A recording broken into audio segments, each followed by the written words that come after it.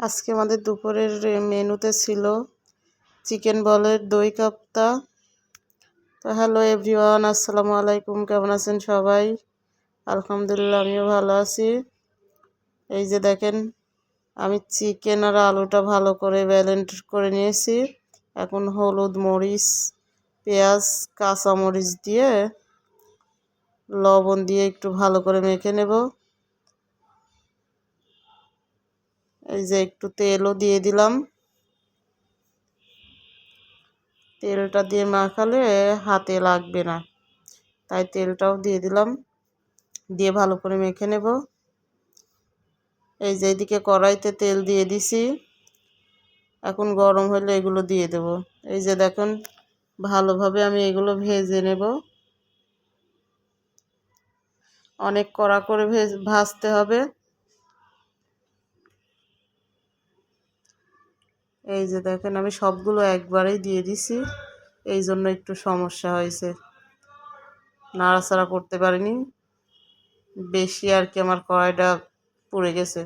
এই তো দেখেন, আমার ভাজা হয়ে গেছে। এখন এখানে আমি ফোড়ন দিয়ে বেটে রাখা মশলাগুলো দিয়ে দিলাম।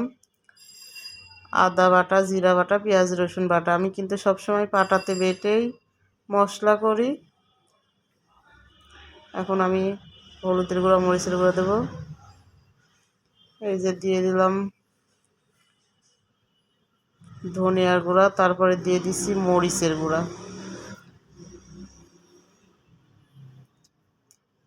আমি যতটুকু পারি ততটুকু আপনাদের দেখানোর চেষ্টা করি। আমার থেকে অনেক ভালোভাবে মানুষ রান্না করে।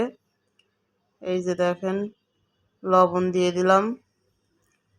তারপরে এখন এটার মেন উপকরণ হচ্ছে আপনার টক দই। টক দইটা আগে ফেটিয়ে রাখছিলাম, সেটাও দিয়ে দিলাম। এখন আমি ভালো করে মশলাটা কষিয়ে নেব। আপনারাও ট্রাই করে দেখবেন, অনেক টেস্টি। আমি এই প্রথম করছি, ভাবছিলাম কেমন না কেমন হবে, কিন্তু অনেক ভালো লাগছে। এই যে দেখেন, আমি এখন বলগুলো ওর মধ্যে দিয়ে দিলাম। এখন ভালো করে নাড়াচাড়া করে একটা মশলা ভেজে গুঁড়ো করে রাখছি, সেটা দিয়ে দেবো। এই যে দেখেন, আমার রান্না হয়ে গেছে। মশলাটা দিয়ে দিচ্ছি। দেখেন, মাশাআল্লাহ, অনেক সুন্দর একটা কালার আসছে। এই তো আজকের রান্না আমার এই অবধি। আবার দেখা হবে নতুন কোনো ভিডিওতে।